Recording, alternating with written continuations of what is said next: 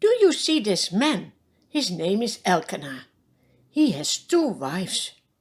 That's strange, isn't it? Remember when God made the first man? He gave him only 1 woman. That's enough.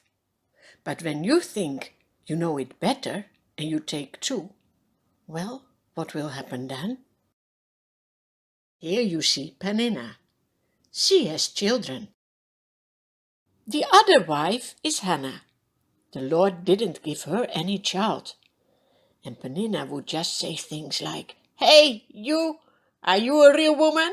You even don't have any child? Ah!" It made Hannah cry time after time.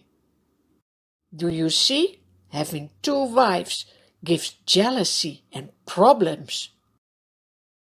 Year after year, Elkanah takes his wives on a journey to the place where the house of the Lord is. There is a priest. His name is Eli. His sons are also priests. On the day that Elkanah would make his sacrifice, he gives portions of the meat to his wife Peninnah and to all her sons and daughters. But to Hannah he gives a double portion because he loves her.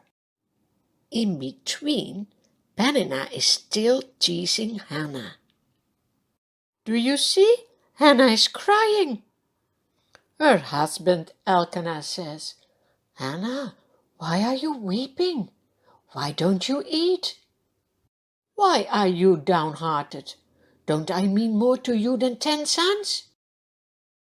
What can you do when you are so sad?" Hannah knows. She goes to the house of the Lord to pray.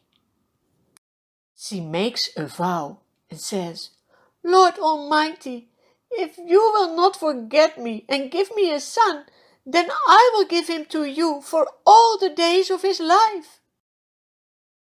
The priest Eli sees Hannah and he thinks, "This is strange.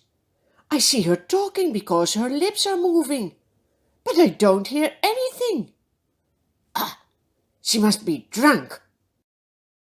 He says to her, "What is this for bad behavior, being drunk in the house of the Lord?" "No," replies Hannah, "I'm not drunk. I'm just so sad. I was pouring out my soul to the Lord." Do you know what that means? To pour out your heart. It's like pouring out a glass of water. Everything will come out. That's what the Lord wants us to do to Him, that we share with Him whatever troubles us. Then Eli answers, "Go in peace. God will give you what you have asked of Him." No tears for Hannah anymore. The next morning they go back home. And not long after this day, Hannah realizes that she is pregnant, and she gets a son. She names him Samuel. That means, "I asked him from the Lord." The next time when Elkanah and his family go to the house of the Lord, Hannah stays home. She says, "After the boy is weaned, I will go again and give him to the Lord." Hannah doesn't forget her promise, do you see? When Samuel is big enough, she goes again to the house of God and says to the priest Eli, "Do you remember me? I was praying here for this child. I promised the Lord that my son will serve him in his house.